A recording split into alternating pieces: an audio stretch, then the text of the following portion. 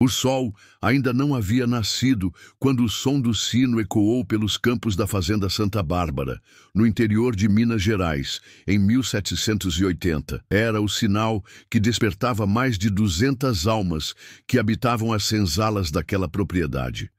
Entre elas estava Kwame, um homem de 40 anos que havia sido arrancado de sua terra natal na costa da Guiné 2 décadas antes, quando ainda era um jovem guerreiro de sua tribo. As senzalas de Santa Bárbara eram típicas da arquitetura colonial brasileira destinada ao confinamento. Construções retangulares de taipa e adobe, com telhado de palha que deixava passar tanto o calor sufocante do dia quanto o frio cortante das madrugadas mineiras. Cada compartimento media aproximadamente 3 metros por 2, abrigando entre 8 e 12 pessoas. As paredes eram nuas, exceto pelos pequenos buracos que serviam de janelas sem vidro ou qualquer proteção contra as intempéries. Kwame despertou no pequeno espaço que dividia com sua esposa, Aisha, uma mulher nagô de 28 anos, e seus 3 filhos, Kofi, de 12 anos, Ama, de 8, e o pequeno Kwaku, de apenas 3 anos.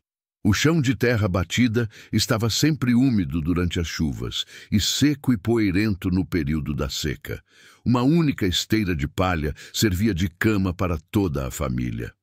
Hora de acordar, sussurrou Kwame em Yorubá para Aisha, tocando gentilmente seu ombro. Ela abriu os olhos lentamente, ainda exausta do trabalho do dia anterior na casa grande, onde servia como mucama da sinhá moça. O vocabulário entre eles misturava palavras de suas línguas natais com o português que foram obrigados a aprender. A rotina começava sempre da mesma forma. Ainda no escuro, os escravizados se dirigiam ao poço central para buscar água e fazer suas necessidades nas latrinas coletivas, estruturas precárias que eram focos constantes de doenças. O cheiro era nauseante, especialmente nos dias quentes, quando moscas e outros insetos proliferavam ao redor dos dejetos. "Pai, estou com fome", murmurou Ama, esfregando os olhos pequenos. "Eu sei, minha filha. Logo vamos comer", respondeu Kwame, embora soubesse que a refeição matinal seria escassa como sempre. Um punhado de farinha de mandioca misturada com água, e, se tivessem sorte, alguns pedaços de carne seca rançosa. A alimentação era uma das maiores crueldades do sistema. Os escravizados recebiam principalmente farinha de mandioca, feijão preto de qualidade inferior e, ocasionalmente, um pouco de carne seca ou peixe salgado. Nos domingos, quando não trabalhavam nas plantações principais, alguns conseguiam cultivar pequenas hortas nos fundos das senzalas, plantando quiabo, abóbora e outras verduras que lembravam os sabores de suas terras natais. Enquanto Aisha preparava as crianças, Kwame observou, pela pequena abertura da senzala, o movimento que se iniciava no terreiro. Homens, mulheres e crianças saíam lentamente de seus compartimentos, como sombras caminhando em direção ao novo dia de sofrimento. Alguns tossiram violentamente. A tuberculose era comum devido às condições insalubres e à desnutrição crônica. "Bom dia, irmão Kwame", cumprimentou Joaquim, um homem de 50 anos que havia nascido no Brasil, filho de escravizados angolanos. Joaquim falava português fluentemente e servia como uma espécie de tradutor e mediador entre os africanos recém-chegados e os feitores.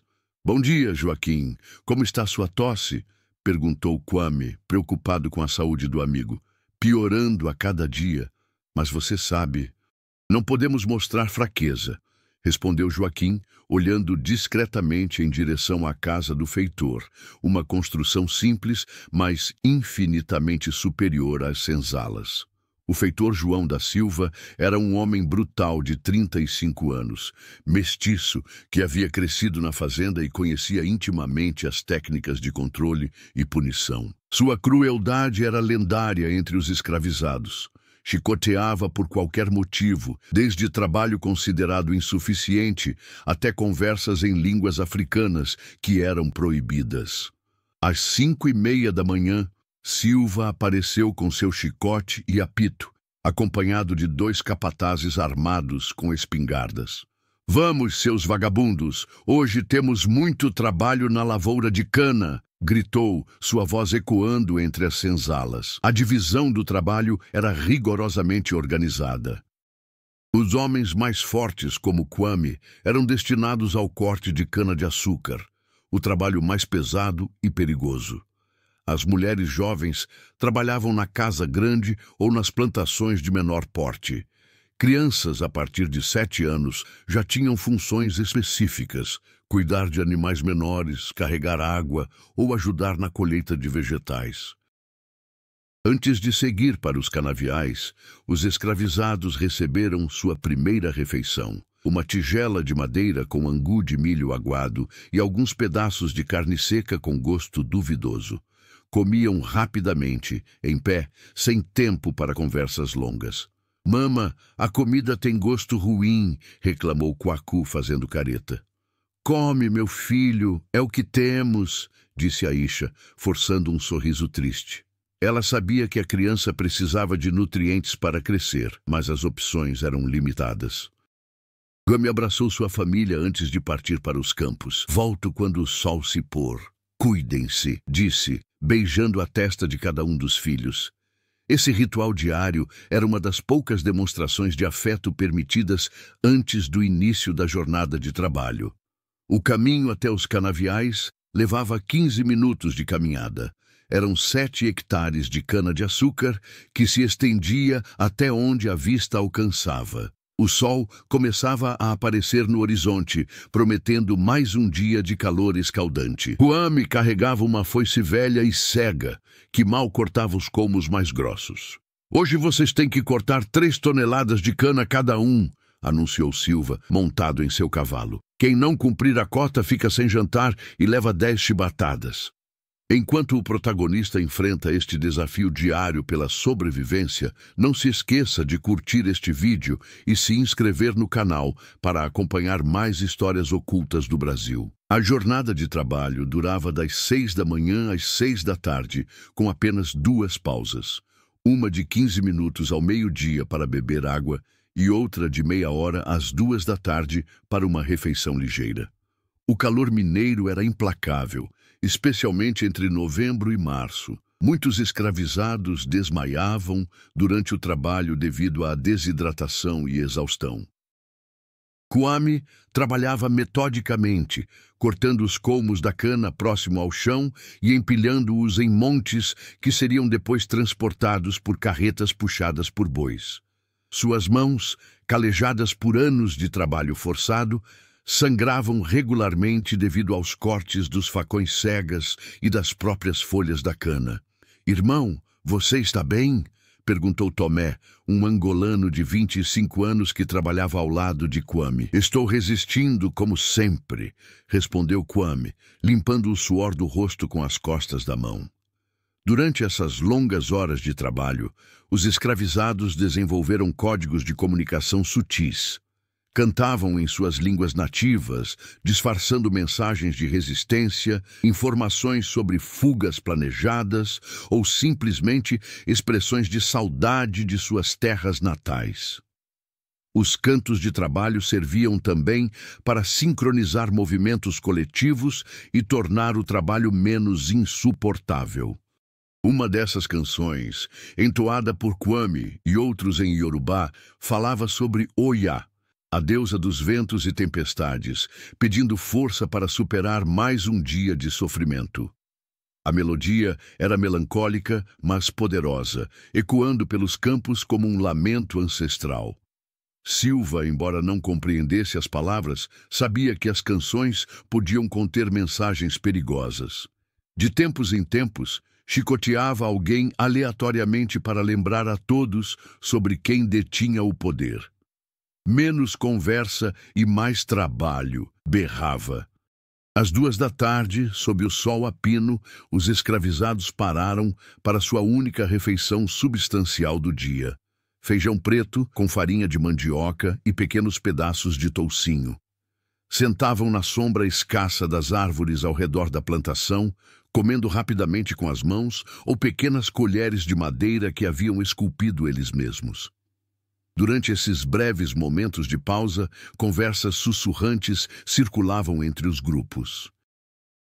Notícias sobre escravizados que haviam tentado fugir, histórias sobre quilombos distantes onde viviam em liberdade, informações sobre quais fazendeiros eram mais ou menos cruéis. Ouvi dizer que na fazenda do Coronel Antônio eles recebem carne fresca 2 vezes por semana, comentou discretamente Benedito, um crioulo de 30 anos. E ouvi também que lá as senzalas têm janelas de verdade, acrescentou Maria, uma mulher mina de 22 anos. Essas conversas, embora breves, mantinham viva a esperança de que existiam condições melhores, mesmo dentro do sistema escravista. Também circulavam histórias sobre alforrias conquistadas, escravizados que haviam comprado sua liberdade, ou senhores que libertavam seus cativos em testamento. Quando o sol começou a declinar, por volta das 5 da tarde, a produtividade dos trabalhadores diminuía visivelmente. O calor acumulado, a desidratação e o cansaço extremo faziam com que muitos tropeçassem ou cortassem a cana de forma menos eficiente. Era nesse momento que Silva se tornava mais violento, usando o chicote com frequência crescente. "Vamos, seus preguiçosos! Ainda temos 1 hora de trabalho!" gritava, fazendo estalar o chicote no ar. Kwame sentia suas forças se esvaindo, mas sabia que precisava resistir. Pensava em Aisha e nas crianças que dependiam dele para proteção e apoio emocional. Pensava também na possibilidade remota, mas sempre presente em seus sonhos, de um dia conquistar a liberdade para sua família. Às 6 da tarde, finalmente, o apito de Silva anunciou o fim da jornada. Os escravizados largaram suas ferramentas no local e começaram a lenta caminhada de volta às senzalas. Caminhavam em silêncio, exaustos demais para conversas elaboradas, cada um perdido em seus pensamentos e dores. De volta ao terreiro das senzalas, Kwame reencontrou sua família. Aisha estava visivelmente cansada de seu dia de trabalho na casa grande, onde havia lavado roupas, preparado refeições e cuidado dos filhos dos senhores. As crianças correram para abraçá-lo, e esse momento de reencontro familiar era o que dava sentido à sua resistência diária. "Como foi seu dia, mulher?" perguntou Kwame, sentando-se na soleira da porta da senzala. A sinhá estava de mau humor. "Me obrigou a lavar as mesmas roupas 3 vezes porque disse que estavam mal passadas", respondeu Aisha, mostrando as mãos machucadas pelo sabão forte e pela água fervente. As crianças contaram sobre seu dia. Kofi havia ajudado no cuidado dos cavalos. Ama havia varrido o terreiro da casa grande. E Kwaku havia brincado com outras crianças pequenas sob supervisão de uma escravizada mais velha. A ceia era similar ao desjejum. Angu de milho, às vezes enriquecido com pedaços de abóbora ou quiabo das pequenas hortas que mantinham nos fundos das senzalas. Era também o momento em que algumas mulheres amamentavam seus bebês, sentadas nos degraus das senzalas, criando uma atmosfera de maternal melancolia. Depois da ceia, começava uma das partes mais importantes do dia na vida das senzalas: os momentos de preservação cultural e resistência espiritual. Embora os senhores tentassem impor o cristianismo e proibir as práticas religiosas africanas, os escravizados encontravam formas sutis de manter vivas suas tradições ancestrais. Naquela noite específica, Pai João, um babalorixá de 60 anos, originário da atual Nigéria, organizaria discretamente uma cerimônia de culto aos orixás. Pai João havia chegado ao Brasil na década de 1740 e, ao longo de 40 anos de cativeiro, tornara-se uma figura respeitada entre os escravizados de várias fazendas da região. Hoje é noite de Exu, sussurrou o pai João para um pequeno grupo de confiança, incluindo Kwame e Aisha. Vamos nos reunir no engenho abandonado depois que os feitores dormirem. O engenho abandonado ficava a 200 metros das senzalas, uma estrutura de pedra que havia sido desativada 10 anos antes, quando um novo engenho maior foi construído. Era o local perfeito para cerimônias secretas. Longe o suficiente para não serem ouvidos, mas próximo o bastante para retornarem rapidamente em caso de emergência.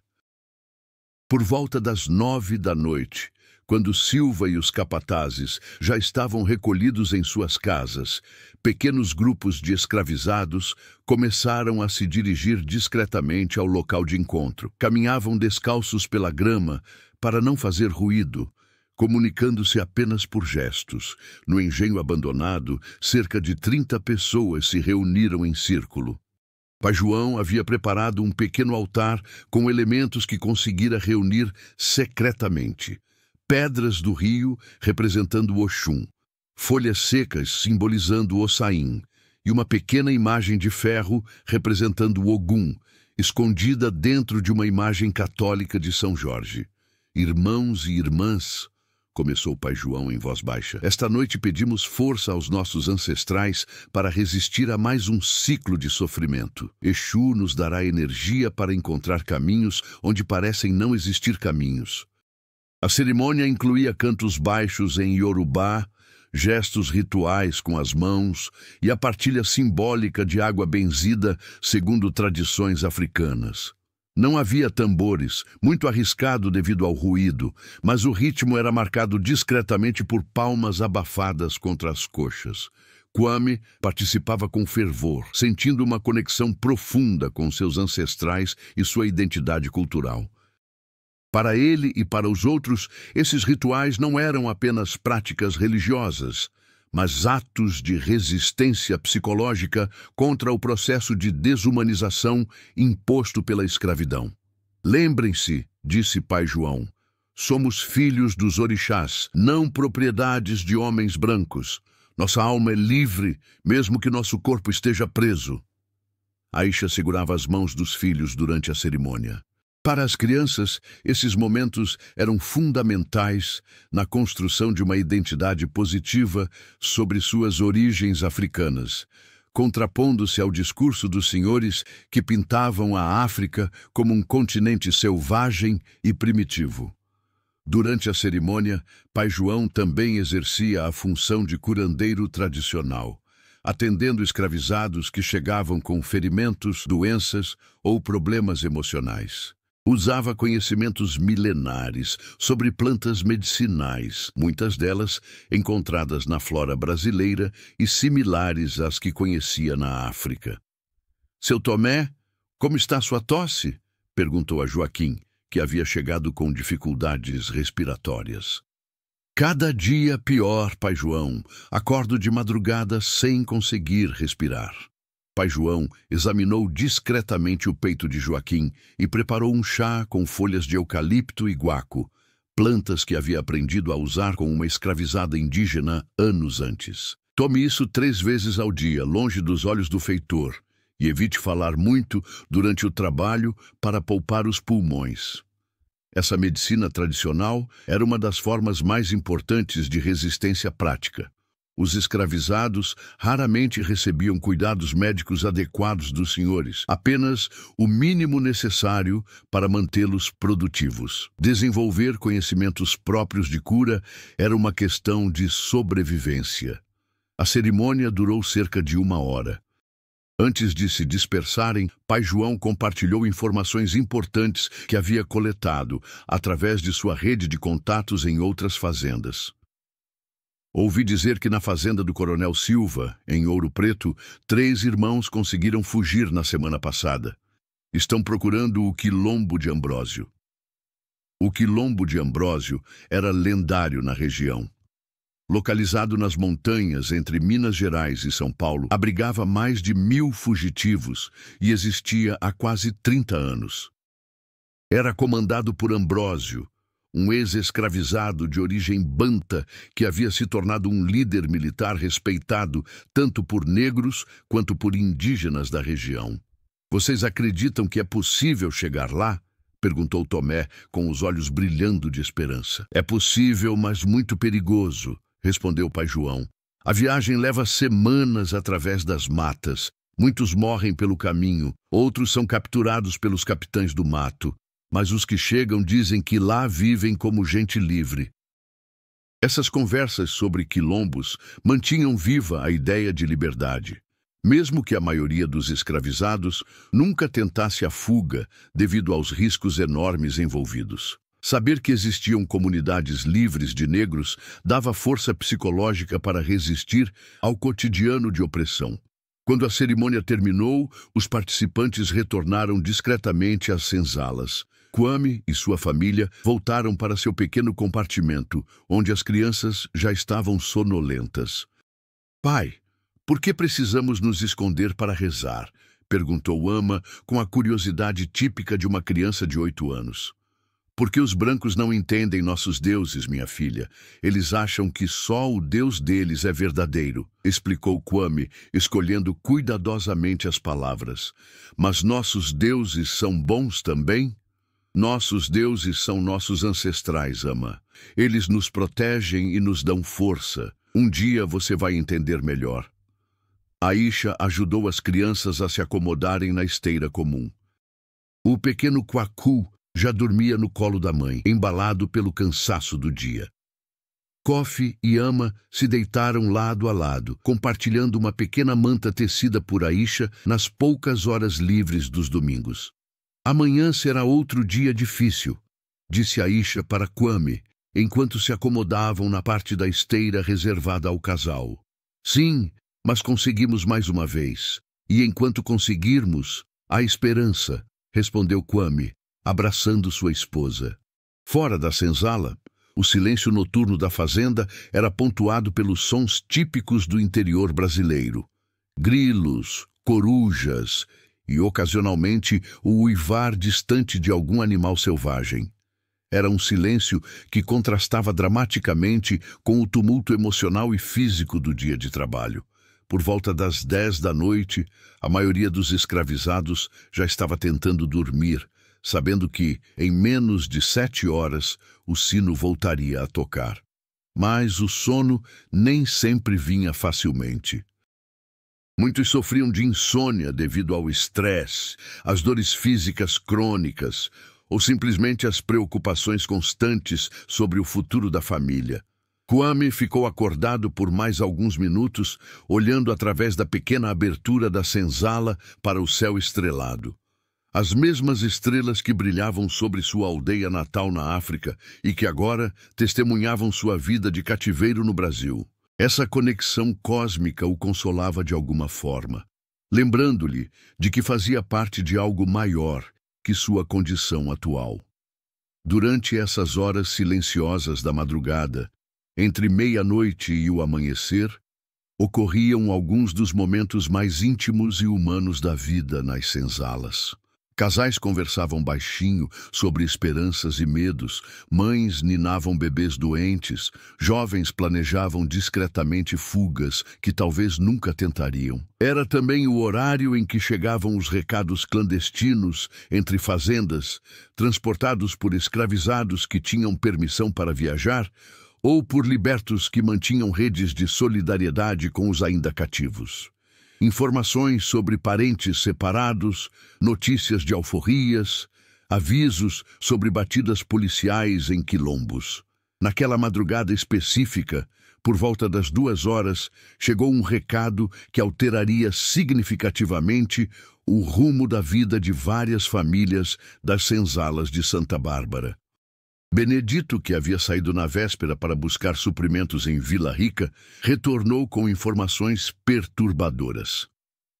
"Kwame, você precisa ouvir isso", sussurrou, acordando cuidadosamente o amigo. Kwame saiu discretamente da senzala e se encontrou com Benedito no terreiro, longe o suficiente para não acordar as crianças. O que aconteceu?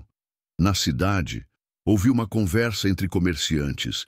Dizem que o coronel Mendes está com dívidas muito altas. Pode ser obrigado a vender parte dos escravos para quitar compromissos com credores do Rio de Janeiro. A notícia era devastadora. A venda de escravizados implicava automaticamente na separação de famílias, já que compradores raramente adquiriam grupos familiares inteiros. Crianças eram separadas de pais, maridos de esposas, irmãos eram enviados para regiões distantes sem possibilidade de reencontro.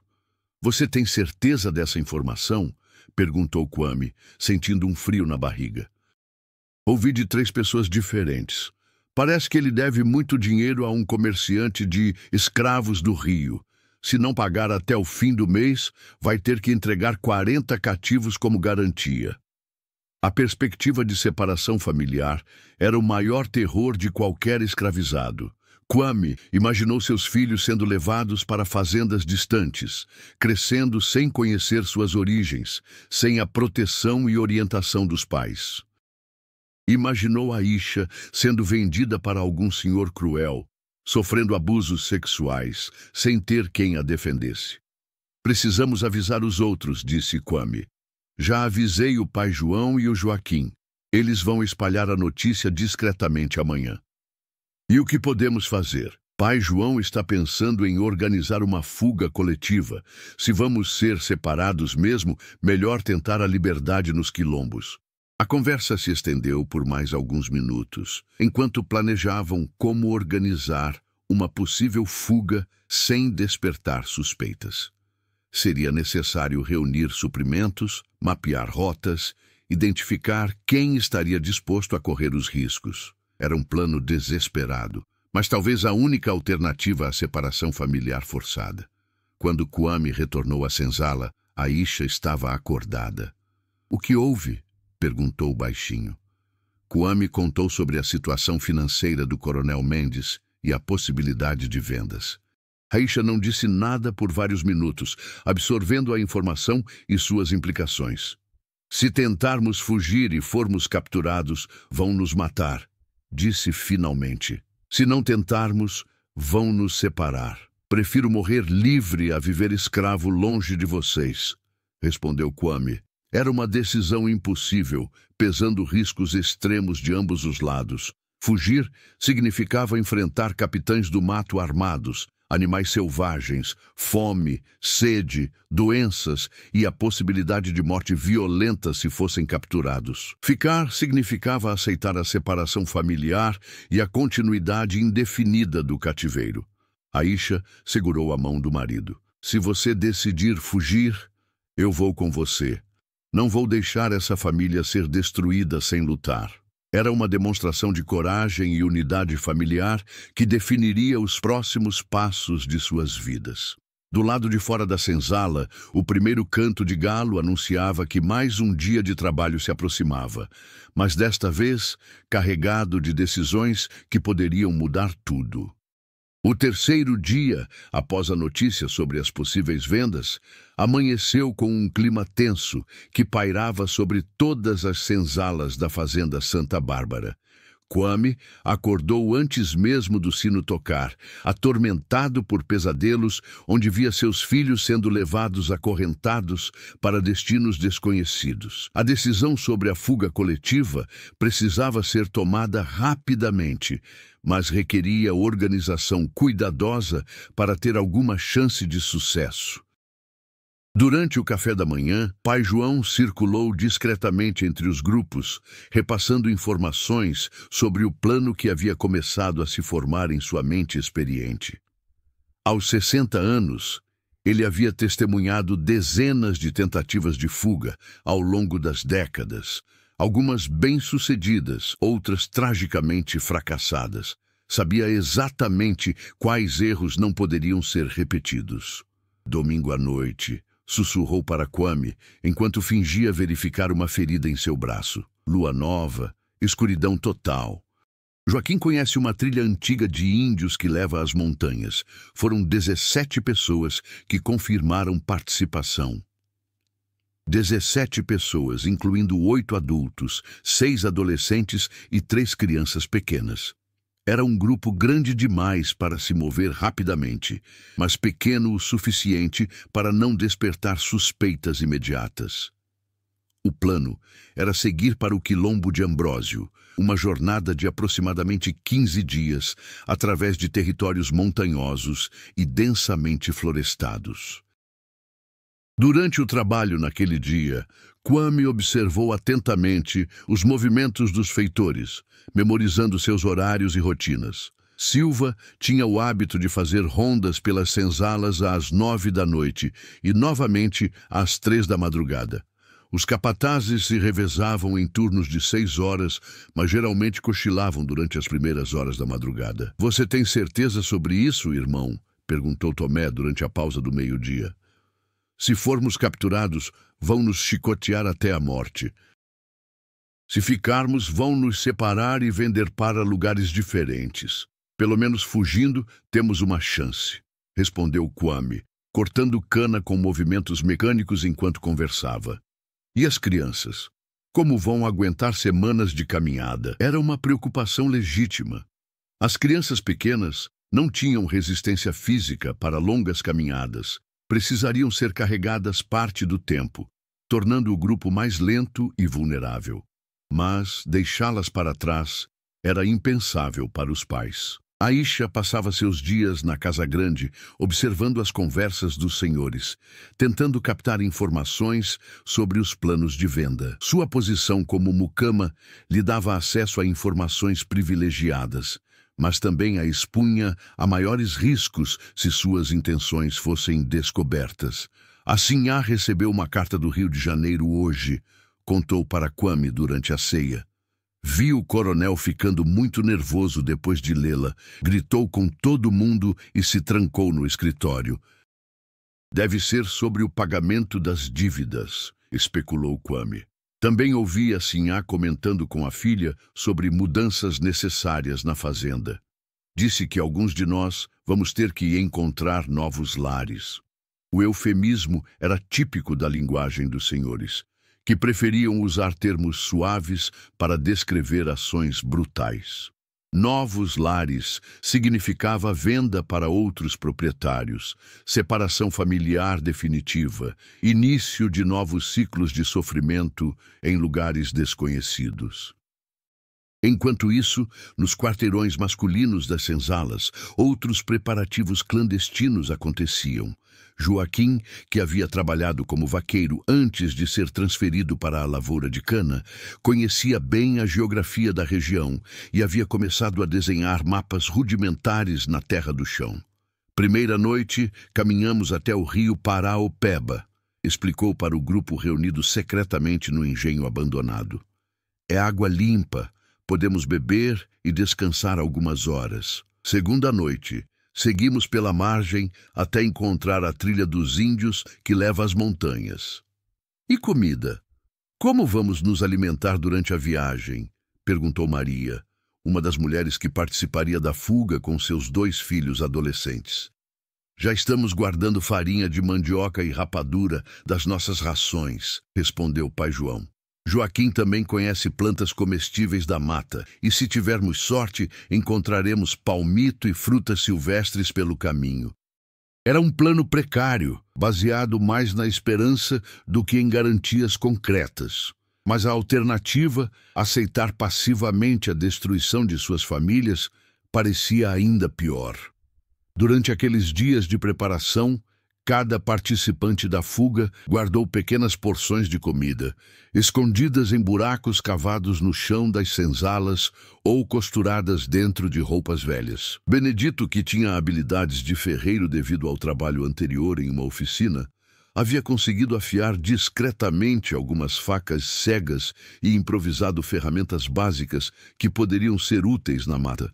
Pequenos machados para abrir trilhas, agulhas para coser ferimentos e até mesmo algumas pontas de lança rudimentares para caça ou defesa. "Lembrem-se", alertou o pai João durante os últimos preparativos, "se alguém for capturado, não pode entregar os outros. Melhor morrer calado do que condenar os irmãos." Era um pacto de sangue selado apenas com palavras, mas que todos levavam muito a sério. A experiência havia ensinado que, sob tortura, muitas pessoas acabavam revelando informações que comprometiam outros fugitivos. A lealdade absoluta era questão de vida ou morte. No sábado, véspera da fuga, aconteceu um incidente que quase comprometeu todo o plano. Durante o trabalho vespertino, Silva flagrou Tomé conversando em Angola com outro escravizado e decidiu aplicar uma punição exemplar. "Vamos ver se você aprende a falar português direito", gritou, amarrando Tomé no tronco público localizado no centro do terreiro das senzalas. O tronco era uma estrutura de madeira com aberturas para prender pescoço e pulsos, deixando a pessoa completamente imobilizada e exposta. Silva aplicou 20 chicotadas nas costas de Tomé, cada golpe arrancando pedaços de pele e produzindo ferimentos profundos que sangravam abundantemente. Kwame e os outros participantes da fuga assistiram à tortura em silêncio forçado, sabendo que qualquer reação poderia despertar suspeitas sobre seus planos. Era uma demonstração cruel do poder absoluto que os senhores exerciam sobre os corpos e vidas dos escravizados. "Isso serve de exemplo para todos vocês", berrou Silva, limpando o sangue do chicote. "Quem não obedecer vai ter o mesmo destino." Tomé foi deixado no tronco até o anoitecer, como humilhação adicional. Quando finalmente foi solto, mal conseguia caminhar devido aos ferimentos nas costas. Pai João e outras mulheres experientes em cuidados médicos improvisados trataram seus machucados com ervas e folhas medicinais. "Você ainda vai conseguir caminhar amanhã à noite?", perguntou Kwame, preocupado. "Vou caminhar mesmo que seja rastejando", respondeu Tomé entre dentes cerrados. "Esse desgraçado não vai me impedir de buscar minha liberdade." A determinação de Tomé em participar da fuga, mesmo ferido, demonstrava o desespero que todos sentiam diante da possibilidade de venda e separação familiar. Era preferível arriscar a morte na tentativa de liberdade do que aceitar passivamente mais décadas de cativeiro. Durante a última noite antes da fuga, as famílias participantes passaram horas preciosas juntas, sabendo que poderia ser a última vez que dormiriam em relativa segurança. Pais contaram histórias ancestrais para os filhos, mães cantaram canções de ninar em línguas africanas. Casais conversaram sobre sonhos de liberdade que finalmente poderiam se tornar realidade. Kwame abraçou cada um dos filhos individualmente, gravando na memória o cheiro e a textura de seus cabelos, o som de suas respirações, o calor de seus pequenos corpos. "Amanhã começamos uma nova vida", disse baixinho. "Uma vida onde ninguém pode nos separar." "Pai, vamos conseguir chegar no quilombo?", perguntou Kofi, o filho mais velho, que aos 12 anos já compreendia a gravidade da situação. "Vamos tentar com todas as nossas forças, meu filho. E mesmo que não consigamos, pelo menos teremos lutado por nossa liberdade como guerreiros." Aisha passou a noite costurando discretamente pequenos sacos de pano, onde guardou os poucos pertences de valor da família. Algumas sementes trazidas da África por Kwame, um amuleto de proteção feito por Pai João e fios de cabelo das crianças que poderia usar em rituais religiosos caso precisasse pedir proteção aos ancestrais durante a viagem. Às 2 da madrugada de domingo, começaram os movimentos finais de preparação. Cada família participante se vestiu com suas melhores roupas, não por vaidade, mas porque eram as mais resistentes e durariam mais durante a longa caminhada pela mata. Calçaram sapatos improvisados, feitos com couro de animal e cordas, únicas proteções disponíveis para os pés durante a travessia de terrenos acidentados. O sinal para início da fuga seria dado por Pai João, através de um canto baixo, que imitava o som de uma coruja, animal comum na região e que não despertaria suspeitas dos feitores. Um por um, Os fugitivos sairiam de suas senzalas em intervalos de 5 minutos, dirigindo-se ao ponto de encontro na margem do córrego que passava atrás da propriedade. Às 3h15 da madrugada, pai João emitiu o primeiro canto da coruja. Kwame beijou discretamente a testa de Aisha e sussurrou: "É agora. Que os orixás nos protejam." A família saiu silenciosamente da senzala, carregando trouxas pequenas com suprimentos básicos. O terreiro estava mergulhado em escuridão absoluta. A lua nova proporcionava a cobertura perfeita para o início da jornada mais importante de suas vidas. Caminharam descalços pela grama úmida, evitando as áreas de cascalho que poderiam produzir ruídos. A cada passo, o coração de Kwame batia mais forte, misturando medo e esperança em proporções iguais. Nas suas costas carregava Kwaku, que dormia profundamente sem compreender que aquela seria a noite que dividiria sua vida em antes e depois. Ao chegarem ao córrego, encontraram outros fugitivos já reunidos. Pai João, Joaquim, Maria com seus 2 filhos, Benedito, Tomé ainda mancando dos ferimentos e outras 8 pessoas que haviam decidido apostar tudo na liberdade. 17 almas corajosas dispostas a desafiar um sistema que os considerava propriedade, não seres humanos. "Meus irmãos e irmãs", sussurrou pai João, "que esta noite marque o início de nossa caminhada para a liberdade. Que nossos ancestrais guiem nossos passos e protejam nossas famílias."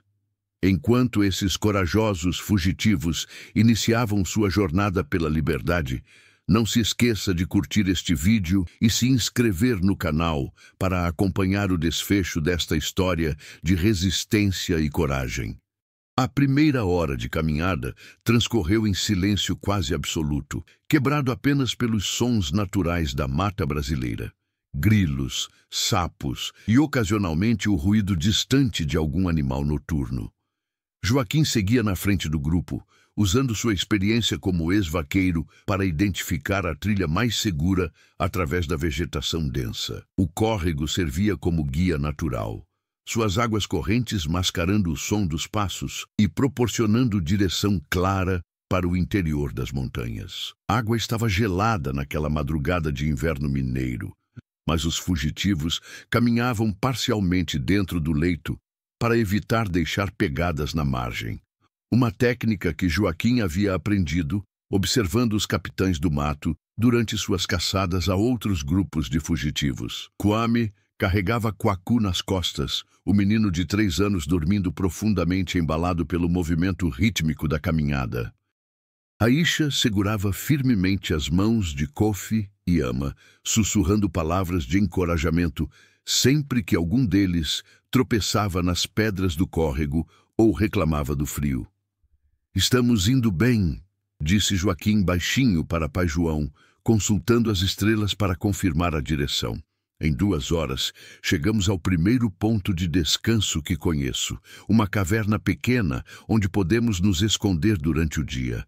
A estratégia era viajar apenas durante as noites, escondendo-se em locais seguros durante o dia, quando a visibilidade permitiria aos perseguidores localizá-los mais facilmente."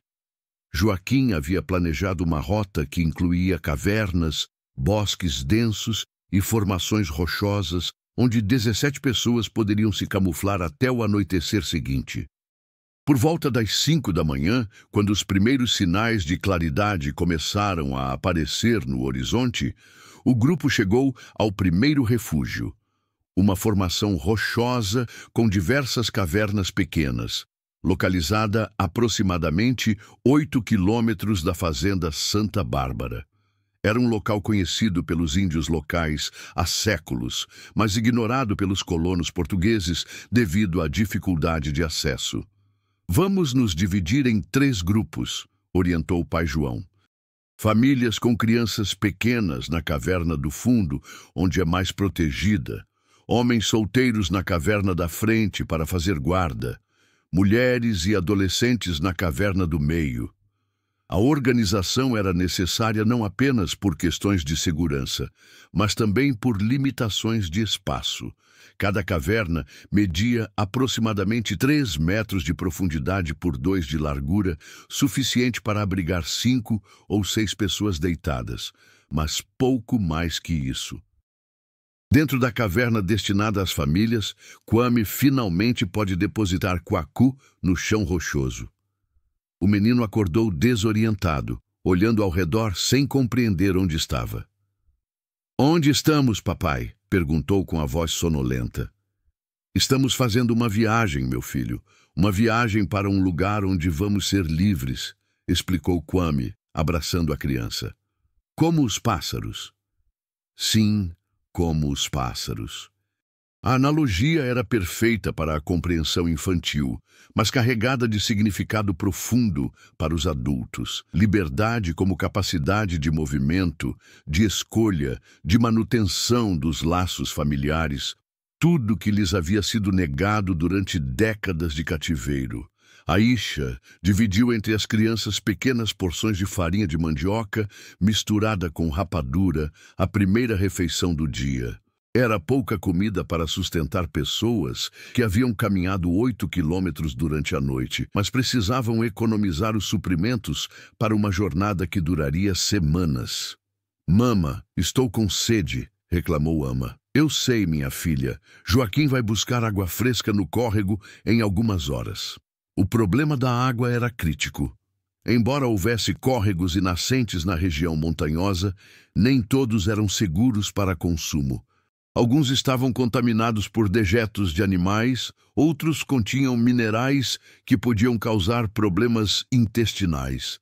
Joaquim precisaria encontrar fontes confiáveis durante toda a jornada. Nas outras cavernas, conversas sussurradas circulavam entre os fugitivos adultos. Pai João atendia discretamente aos ferimentos de Tomé, cujas costas haviam sangrado novamente durante a caminhada noturna. Maria alimentava seus filhos adolescentes e contava histórias sobre o quilombo de Ambrósio para manter o moral elevado.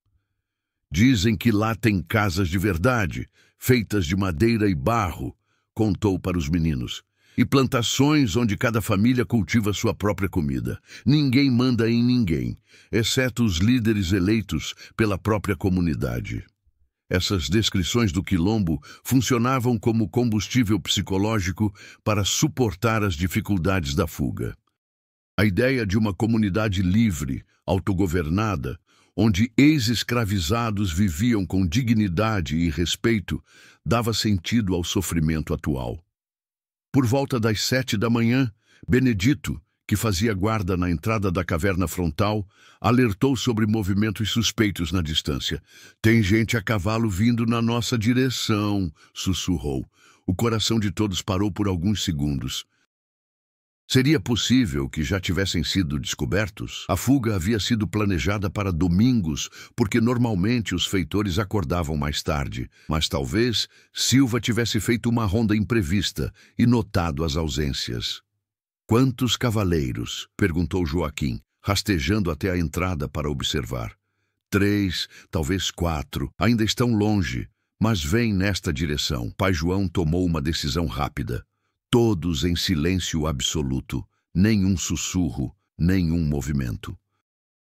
"Crianças não podem fazer nenhum ruído." Aisha colocou a mão suavemente sobre a boca de Kwaku, preparada para abafar qualquer som que ele pudesse fazer. Kofi e Ama, embora assustados, compreenderam instintivamente a gravidade da situação e se encolheram contra as paredes da caverna. Os minutos seguintes foram eternos. O som de cascos de cavalos se aproximou gradualmente, acompanhado de vozes masculinas conversando em português. Não era possível distinguir as palavras, mas o tom parecia casual, não urgente, como seria esperado de uma patrulha de busca. "Por aqui tem muito veado nesta época do ano." Chegou um fragmento de conversa aos ouvidos dos fugitivos. "Meu pai sempre dizia que as melhores caças ficam perto das pedras", respondeu outra voz. Era um grupo de caçadores locais, não uma patrulha de busca por escravos fugitivos. O alívio foi imenso, mas todos permaneceram imóveis até os sons de cavalos se afastarem completamente. Apenas 1 hora depois, pai João deu sinal de que era seguro conversar novamente. Foi por pouco, comentou Tomé, limpando o suor frio da testa. Vamos ter muitos sustos assim durante a viagem, alertou Joaquim. Qualquer movimento estranho pode ser perigoso. Precisamos estar sempre alertas. Durante o resto da manhã, os fugitivos descansaram em turnos, sempre mantendo pelo menos 2 pessoas de guarda. O cansaço da caminhada noturna e a tensão constante cobravam seu preço, especialmente das crianças e pessoas mais velhas como o pai João. Por volta do meio-dia, Joaquim saiu discretamente para reconhecimento da área e busca de água. Retornou 2 horas depois, com informações preocupantes. Havia encontrado pegadas recentes de cavalos em várias direções, sugerindo atividade de buscas na região. Talvez tenham descoberto nossa fuga mais cedo do que esperávamos, disse para pai João. Ou pode ser apenas movimento normal de fazendeiros e caçadores. É difícil saber. De qualquer forma, precisamos ser mais cuidadosos, decidiu o líder espiritual. Hoje à noite vamos mudar a rota original. Em vez de seguir o córrego, vamos subir direto pela montanha. É mais difícil, mas menos provável de encontrar perseguidores. A mudança de rota implicava em desafios adicionais. Subir a montanha seria fisicamente mais exigente, especialmente para as crianças e idosos. Também significava abandonar o córrego como fonte de água, dependendo de nascentes e açudes que Joaquim esperava encontrar nas altitudes superiores. Durante a tarde, while os adultos descansavam, as crianças maiores, como Kofi, exploraram cuidadosamente os arredores das cavernas. Encontraram algumas frutas silvestres, pequenas pitangas maduras que proporcionaram um complemento valioso à alimentação escassa. Pai, achei essas frutinhas vermelhas, disse Kofi, mostrando orgulhosamente sua descoberta. Muito bem, meu filho. Você está aprendendo a viver da terra, como nossos ancestrais faziam na África. Para Kofi, essa aprovação paterna era especialmente significativa. Aos 12 anos, ele estava na idade de transição para a vida adulta e contribuir para a sobrevivência da família durante a fuga lhe dava senso de responsabilidade e propósito. Ama também havia coletado algumas folhas que pai João identificou como ervas medicinais úteis. Essas folhas fazem chá bom para a dor de barriga, explicou o curandeiro. Guardem elas, que vamos precisar durante a viagem. Essas atividades de coleta não apenas forneciam recursos práticos, mas também mantinham as crianças ocupadas e engajadas positivamente na experiência da fuga, em vez de focarem apenas nas dificuldades e perigos. Quando o sol começou a se pôr, preparativos para a segunda noite de caminhada foram iniciados. Joaquim havia desenhado um mapa rudimentar na terra, mostrando a rota modificada que pretendiam seguir. Uma trilha íngreme que subia diretamente pela encosta da montanha, evitando os vales onde patrulhas de busca seriam mais prováveis. Esta noite vai ser mais difícil, alertou. Vamos subir quase 1000 metros de altitude. O ar vai ficar mais frio e rarefeito. Quem tiver problemas para respirar, avise imediatamente. Pai João distribuiu entre todos pequenas porções de ervas medicinais, que poderiam ajudar com problemas respiratórios durante a subida. Era conhecimento tradicional africano, adaptado à flora brasileira, resultado de décadas de experimentação e aprendizado forçado. Às 8 da noite, com a escuridão já completa, o grupo deixou o refúgio das cavernas e iniciou a segunda etapa da jornada para a liberdade. A subida era íngreme desde os primeiros passos, forçando-os a caminhar mais lentamente e fazer pausas frequentes. Kwame revezou com Aisha o carregamento de Kwaku, que estava acordado, mas colaborativo, compreendendo instintivamente que precisava permanecer quieto. Kofi e Ama caminhavam lado a lado, ajudando-se mutuamente quando tropeçavam nas pedras e raízes que cobriam a trilha montanhosa. "Estamos subindo para o céu, papai?" perguntou Quaco durante uma das pausas. "Estamos subindo para a liberdade, meu filho, e a liberdade fica lá em cima, perto das estrelas." A resposta de Kwame era poética, mas também geograficamente apropriada. O quilombo de Ambrósio ficava de fato nas regiões mais altas da serra, onde o ar puro e as dificuldades de acesso proporcionavam defesas naturais contra invasores.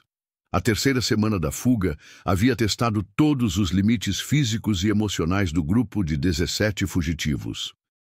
Após caminhar mais de 200 quilômetros através de terrenos montanhosos, enfrentar 2 tentativas de captura por capitães do mato e perder 3 dias escondidos devido a patrulhas intensivas na região, finalmente avistaram os primeiros sinais do quilombo de Ambrósio. Joaquim, que havia se tornado o guia não oficial do grupo, parou abruptamente na crista de uma elevação rochosa e apontou para o vale abaixo. "Ali", disse com voz emocionada. "Podem ver a fumaça das casas? Chegamos." O que se estendia diante deles era uma visão que permaneceria gravada para sempre em suas memórias.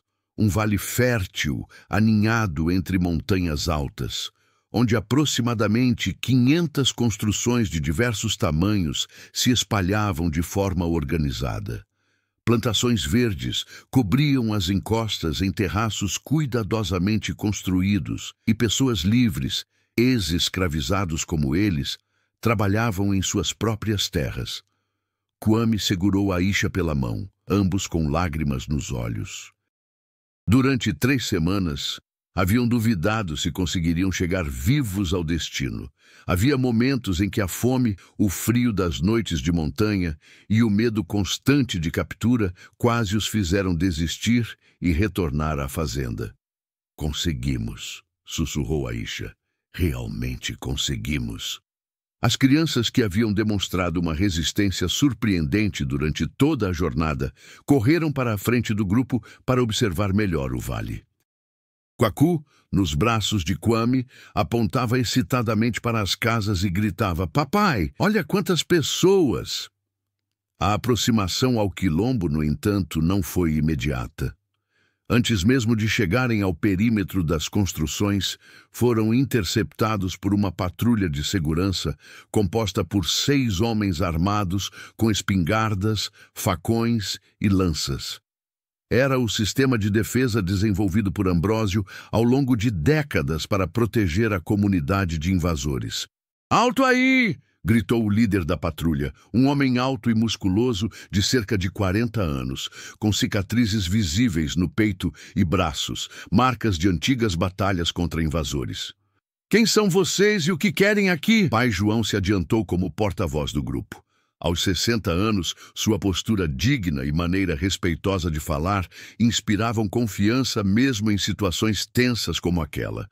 "Somos fugitivos da fazenda Santa Bárbara, em Minas Gerais", explicou.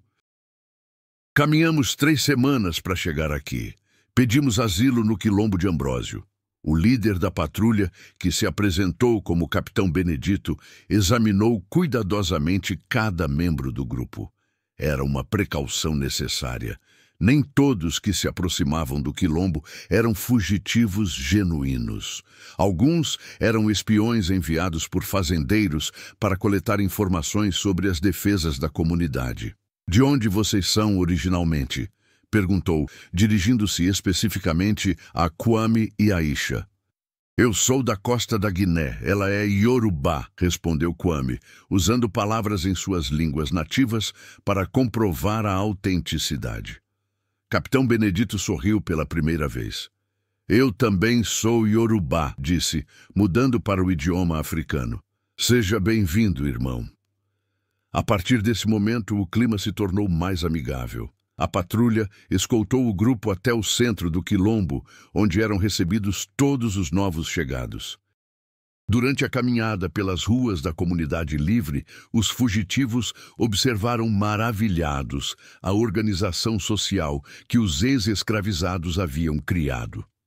As casas eram construídas com técnicas que combinavam conhecimentos africanos, indígenas e portugueses. Paredes de pau a pique, telhados de palha bem tramada, pequenos jardins onde cada família cultivava verduras e ervas medicinais. Crianças livres brincavam nas ruas sem supervisão constante, algo impensável na vida de cativeiro. As crianças aqui podem correr e gritar, perguntou Ama, impressionada com a liberdade que observava. Aqui as crianças podem ser crianças, respondeu o capitão Benedito, sorrindo. No centro da comunidade ficava a residência de Ambrósio, o lendário líder que havia fundado o Quilombo 30 anos antes. Era uma construção maior que as outras, mas não ostensiva, refletindo o estilo de liderança baseado em respeito mútuo, não autoridade absoluta. Ambrósio era um homem de 55 anos, alto e imponente, com cabelos grisalhos e olhos que transmitiam tanto sabedoria quanto determinação. Havia sido escravizado em uma fazenda de café no Vale do Paraíba antes de fugir com apenas outros 5 companheiros. Ao longo das décadas, havia construído não apenas uma comunidade, mas um modelo alternativo de organização social. Sejam bem-vindos à nossa comunidade, disse Ambrósio, cumprimentando cada um dos fugitivos individualmente. Aqui vocês são livres, mas liberdade também significa responsabilidade. Cada pessoa deve contribuir para o bem comum. A organização social do Quilombo era complexa e fascinante. Não havia propriedade privada da terra, mas cada família recebia uma parcela para construir sua casa e cultivar alimentos. Decisões importantes eram tomadas em assembleias, onde todos os adultos tinham direito a voz e voto. Conflitos eram resolvidos por um conselho de anciãos eleito pela comunidade. Como vocês se defendem dos ataques dos fazendeiros? Perguntou Joaquim, interessado nos aspectos militares da organização. Temos vantagens naturais, explicou Ambrósio, apontando para as montanhas ao redor. Apenas 2 trilhas levam até aqui, e ambas são facilmente defendidas. Também mantemos espiões em cidades próximas que nos avisam sobre movimentos de tropas inimigas. Durante a primeira semana no Quilombo, os novos chegados passaram por um período de adaptação e integração. Cada família recebeu abrigo temporário enquanto construía sua própria casa, e foi apresentada as regras e costumes da comunidade. Kwame foi integrado ao grupo de caçadores e coletores, usando suas habilidades desenvolvidas durante as semanas de fuga para localizar alimentos na mata circundante. Aisha juntou-se às mulheres que cuidavam da educação das crianças. No Quilombo, todas as crianças aprendiam a ler e escrever, além de conhecimentos tradicionais africanos. Aqui meus filhos vão aprender a escrever o próprio nome, disse Aisha para Kwame durante uma conversa noturna em sua nova casa, ainda em construção, mas já proporcionando mais privacidade e dignidade do que jamais tiveram na senzala. E vão aprender sobre suas raízes africanas sem medo de castigo, acrescentou Kwame. A educação no Quilombo era revolucionária para a época. Combinava alfabetização em português com preservação de línguas africanas, conhecimentos tradicionais sobre medicina natural, história oral dos ancestrais e habilidades práticas necessárias para a vida comunitária. Pai João rapidamente se estabeleceu como um dos líderes espirituais da comunidade, organizando cerimônias religiosas que celebravam tanto tradições africanas quanto elementos do cristianismo, uma síntese cultural única que refletia a experiência brasileira dos ex-escravizados. Durante essas cerimônias, realizadas em uma construção especial no centro do Quilombo, eram cantadas músicas que contavam a história da comunidade. Honravam os que morreram lutando pela liberdade e pediam proteção dos ancestrais para enfrentar desafios futuros. Nossos antepassados nos trouxeram até aqui, dizia Pai João durante uma dessas cerimônias. Agora é nossa responsabilidade manter viva sua memória e construir o futuro que eles sonharam para nós. Enquanto estes corajosos ex-escravizados construíam uma nova vida em liberdade, não se esqueça de curtir este vídeo e se inscrever no canal para acompanhar mais histórias fascinantes sobre a resistência negra no Brasil colonial. As crianças se adaptaram rapidamente à nova realidade. Kofi, aos 12 anos, foi aceito no grupo de jovens aprendizes que estudavam técnicas de defesa militar e caça. Ama ingressou na escola improvisada, onde aprendeu rapidamente a escrever seu nome e fazer contas básicas. Kwaku, aos 3 anos, simplesmente floresceu no ambiente de liberdade, desenvolvendo personalidade e curiosidade que haviam sido reprimidas na vida de cativeiro. "Mama, posso brincar com as outras crianças lá fora?" perguntava a Ama todos os dias, ainda impressionada com a liberdade de movimento. "Claro, minha filha.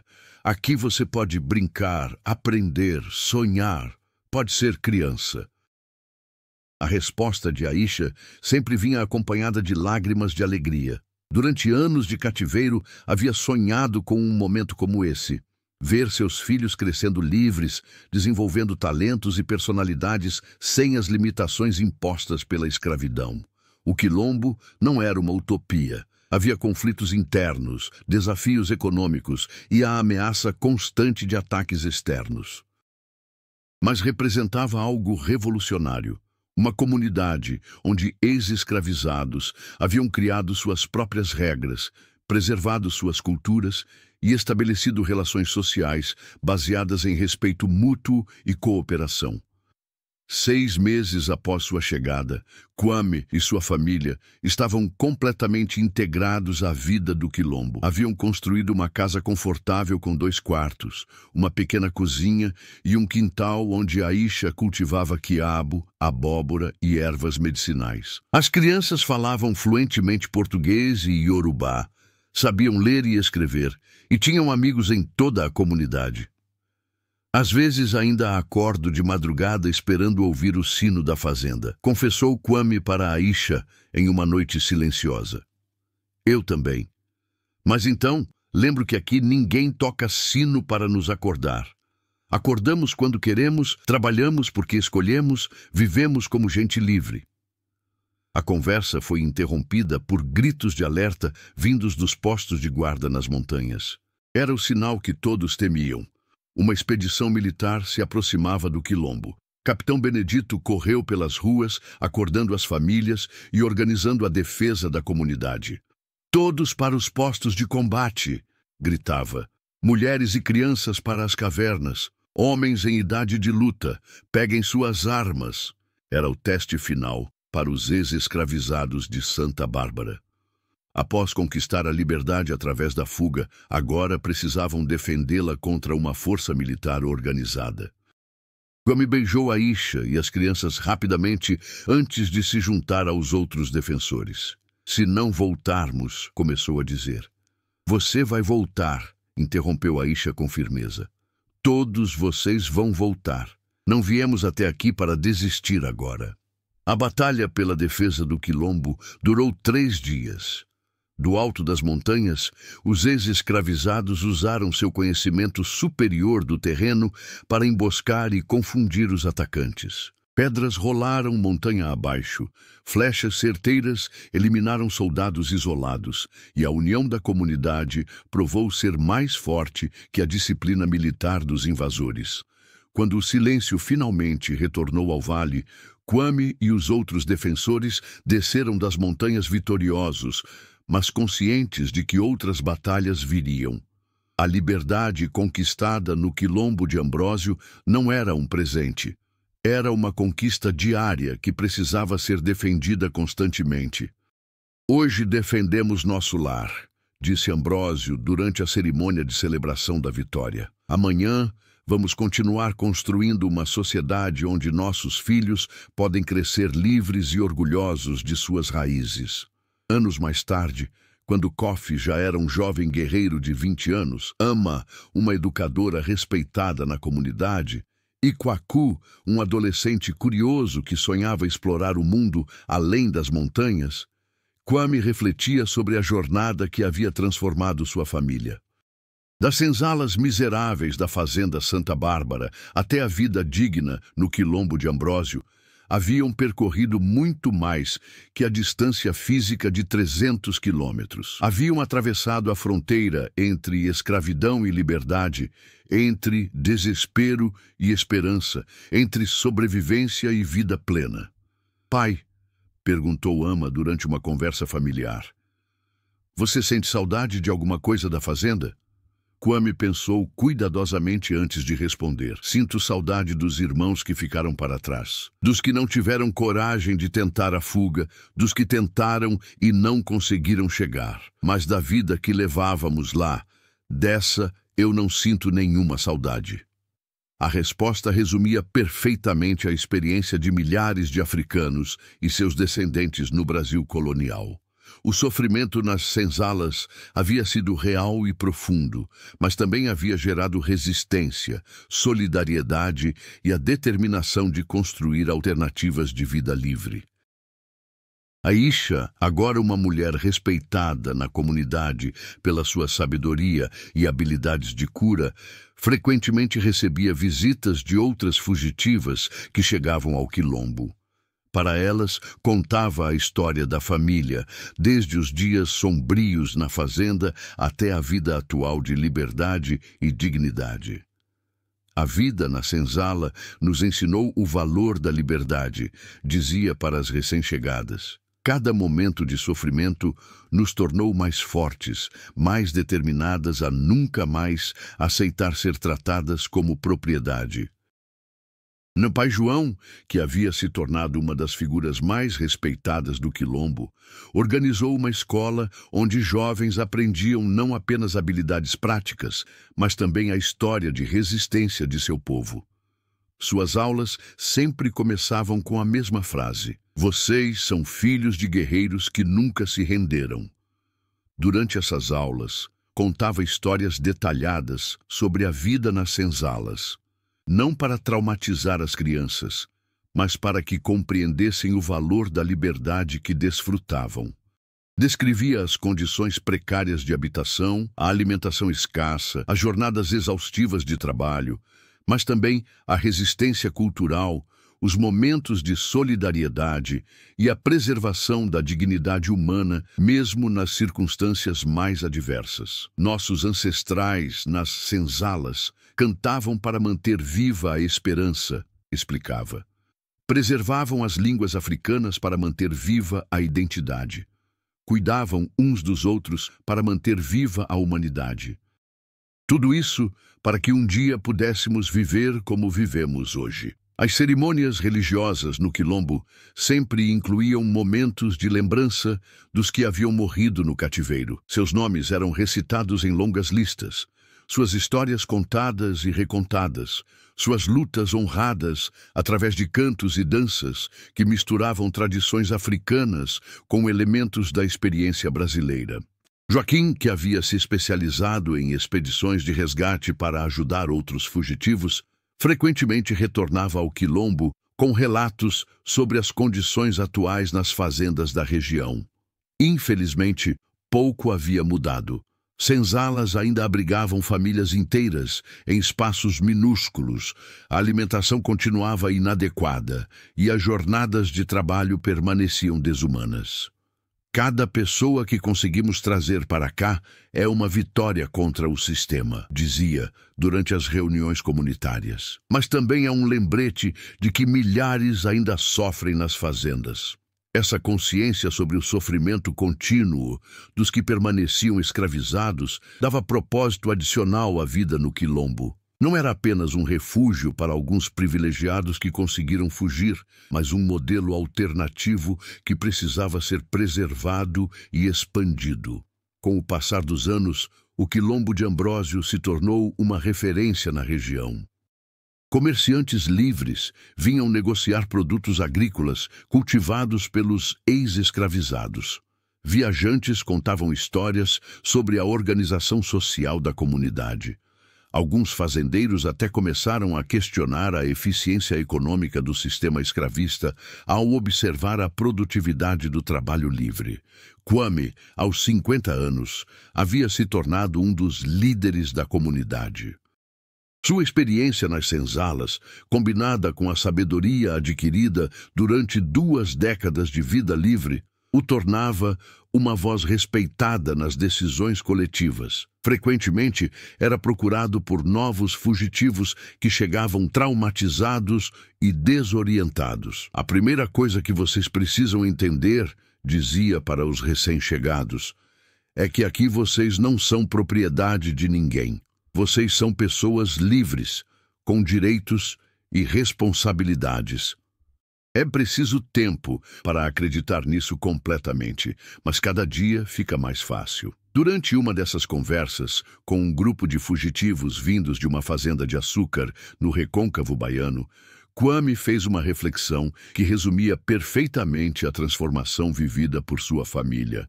Nas senzalas, acordávamos cada dia esperando sobreviver até a noite. Aqui, acordamos cada dia pensando no que podemos construir para o futuro.